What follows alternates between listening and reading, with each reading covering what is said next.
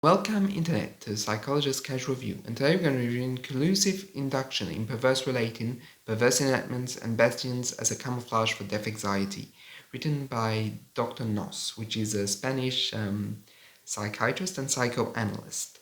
So in this article, Nos is going to basically present the case of perversion and psychotherapy with perverse subjects. So he starts very strongly the article by explaining that perversion evolved throughout the years and decades of psychoanalysis. That it started as a form of sexual deviation to end up as a moral trait and character. What he says is important is that basically it's become like a spectrum of behavior. It's no longer just personality or sexuality, but it's a merger of both. That both can be present, or only one or the other can be present. But this idea, I think, is very rich, that it's not just one single sin, it's a plethora of actions and behaviors and thoughts and feelings and fantasies that is at play in perversion. And that I couldn't agree more. And what he says is that basically when we therapists are going to engage in the psychotherapy of perverse patients, be it in a sector or in the whole of their personality, what's going to happen is that we might be at risk of creating a bastion. And he takes this idea from Berenger and Berenger, which basically explicit that there might be a perverse pact between both therapist and patient, but that perverse pact is not explicit. It's not even conscious, it's unconscious. So what is this pact about? Well, this pact is about avoiding certain forms of anxieties, but not your general standard anxieties, really deep and profound anxieties that might fracture the patient, but also the therapist. What Bion called, and he expands on this concept in this article and names it, dreadless anxieties. Anxieties that cannot be conceptualized, cannot be thought, and cannot be accepted within the conscious mind. So therefore it gets basically acted out through the relationship, that both of the parties, therapist and patient, come together in a pact of we will avoid this. We won't look there because it's painful. And in the case that he develops, what was really painful was the question of death and the anxieties linked to death. And he explains that it's already hard enough for even therapists to talk about it, to basically engage with it, that sometimes that difficulty echoes that of the patient, and that it creates a moment in which both are like unconsciously we will not go there, we will not be tackling these issues. But by doing so, what happens is that it stalemates the therapeutic relationship, the progress that can be made with these patients. And by not going there, basically we are creating a therapy that potentially could last forever. And he says that this is a big problem, because if you're not going to look into your countertransference, into what is happening, you might never even realize as a therapist where this is going, or even if it's going anywhere, or if it's not just an eternal repetition of the same session every time, or basically the same themes. So this idea of bastion is very, very important, and he's going to expand it and illustrate it through clinical vignettes, that of the case of Mr. C.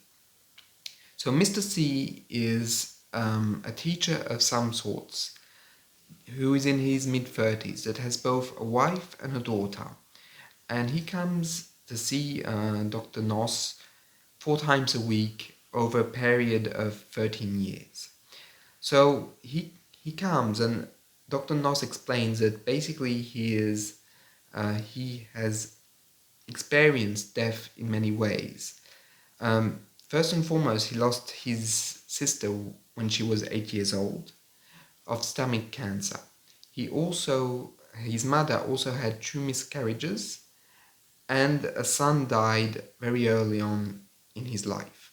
So death is everywhere in the case of Mr. C. And what Nos explains is that death has never been verbalized, it's never been conceptualized by the mother. Therefore, it was never really detoxified. Therefore, it stayed as something, as a real beta element in the life of C.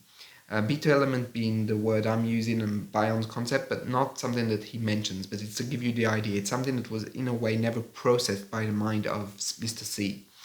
And what happened is that Mr. C built up a whole perverse, subset of fantasies in order to cope with this anxiety of death. And that those fantasies involved basically having the fantasy that he would scare younger women and prepubescent girls, and they would basically soil themselves. And he basically would use those fantasies in order to cope with fears of abandonment and fears of being alone, as Mr. C has a plethora of issues around abandonment, as Nos points out at the beginning of his article, that basically C felt very arrogant in the middle of the week, but felt very vulnerable at the start or at the end of the week, i.e. when there was a question of separation or basically rekindling the relationship. And what he explains is that C and him were involved in a bastion in which death was in a way denied, and when the interpretations of Nos were more on the framework of decoding the perverse behavior rather than addressing the anxiety surrounding death. And he says that that's a bit of the risk, that when we have perverts in our practices, that we might want to decode the perverse behavior rather than having to analyze really the whole framework and what etiologically pushed them to have that form of behavior. So in this article, what he explains very well is that they were in a way at a stalemate in which he would interpret, Mr. C would attack him, would devaluate him, would call therapy sessions shit and devalue him. Nos would basically reinterpret on that devaluing, and that would create a form of spiral, right, that would not go anywhere. It's only, unfortunately, and I'm allowing myself to talk about it because it is said explicitly in the article, when Nos lost his daughter to a form of aggressive cancer, that he realized that both of them, that he was able to go into a form of introspection and realize that both Mr. C and himself were avoiding death. That it's only in the last years of therapy that they were really able to get to the crux. And he was able to understand that through the death of his daughter, that he understood that they were avoiding it. And because he himself was taken into a lot of rage, a lot of suffering, because the medical team was not able to save her. And that he and his entourage were trying to basically grieve. And that's where he understood C, when he was able to be in empathy and understand what had been missed. And I found that was very interesting, because it's unfortunately in the light of such a tragic event that he was able to understand what was happening for him and the patient. And it's true that unfortunately it might happen that our best insights come to us when we are in tragic positions as therapists, that we finally understand what's going on and what we have missed because we are now experiencing the same type of pain and suffering.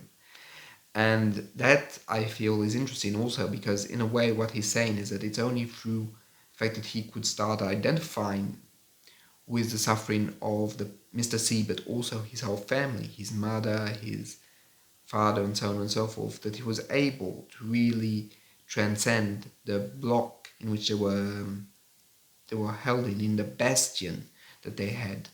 In a way, it's only through his own suffering that perverse pact was able to be basically disentangled, and he was realizing what was basically starting to miss in the relationship or what was not there. And only through that could he then analyze Mr. C's anxiety of death, that basically he was afraid and all his masturbatory fantasies were there in order to prevent death, were like a form of ritual to try and push death as far away as it could have been, especially because his mother and Mr. C told him, if I had only 2 children, you would never have existed, because I only wanted 2 children. And this reinforced the fact that Mr. C did not feel that he was entitled to a life. And that also built upon the anxiety of death and of perversion. And for Nos, the whole problem of psychotherapy is inherently because there are anxieties that none of us want to see, either in oneself or in others. And those anxieties sometimes cross paths with a patient which has perversion, in which basically their whole life is trying to avoid these anxieties through denial of castration, through disavow, and the disavow part of their own experiences.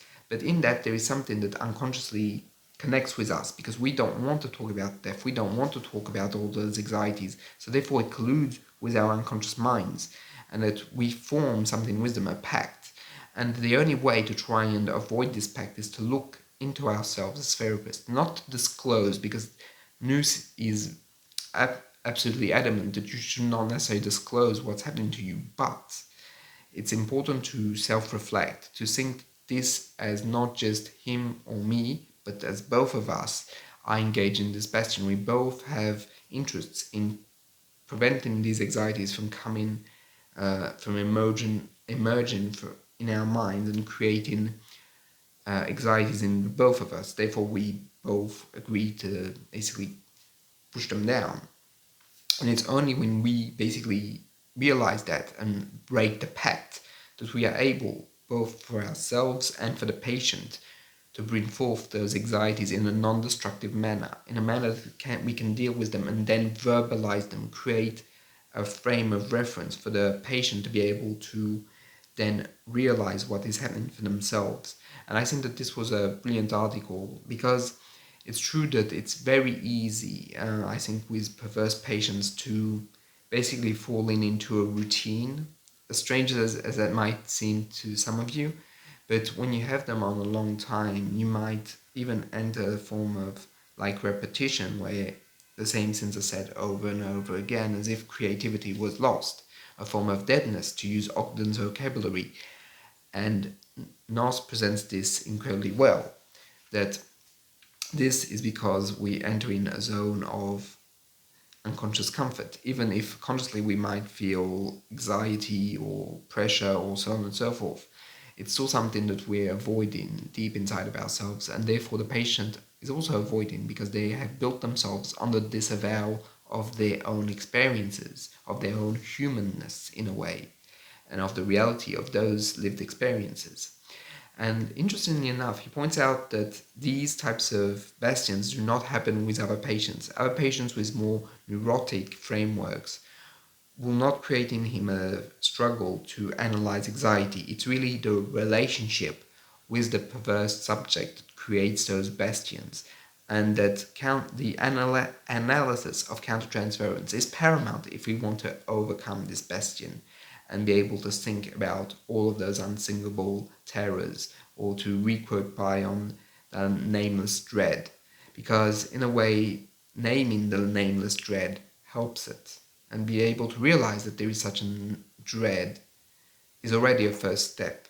And the bastion is there to prevent us from realizing that nameless dread is even there. It's there, but it's not there at the same time, which in a way reflects the perverse structure. It's there, but it's not there at the same time. And to go back to Freud, that's the same thing with female genitalia and the perverse structure. It's there without being there at the same time. Like, the perverse individual knows that the woman is castrated. Is it castrated? What am I saying? Well, she is castrated in a way, but that she has not basically the same genitalia as men. Yet there is something in them that basically still pretends as if it was the case, right? So that's pretty much it for this article. This article is very interesting.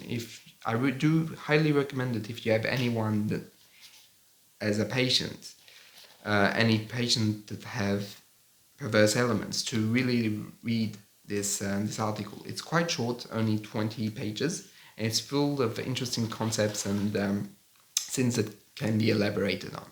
Anyway, I hope you found this video interesting. I'll see you in the next one.